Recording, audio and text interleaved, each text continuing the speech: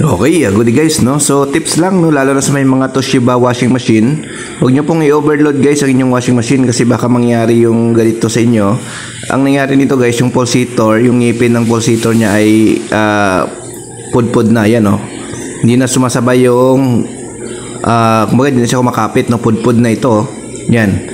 So yun po ay result ng overload, no? So mangyari, pag nagwash ka, hindi na umiikot yung gitna na yan. Kaya yung sabon, buo pa rin kasi nga napudpud na yung pinaka-ngipin ng pulsator. Wala na siyang kinakapitan. So, ang naging cost niyan, overload. Kaya ginawa namin dito guys, pinalitan natin siya ng pulsator. No? So, yung pulsator na yan, available sa amin kung kailangan nyo. No? So, yan po ay Toshiba. No? So, yun. No? Huwag nyo lang i-overload ang inyong washing machine para maiwasan yung ganong sira. No? Kasi nga, pag over siya doon sa kanyang capacity, yung ngipin niya na pupudpud ng pulsator, nagugulat na lang kayo. Okay siya sa dryer, pagdating sa wash may sabon pa, no? Hindi gumagalaw yung gitna dahil nasira na yung pinaka pulsator. So usually yan sa Toshiba at saka Midea, no?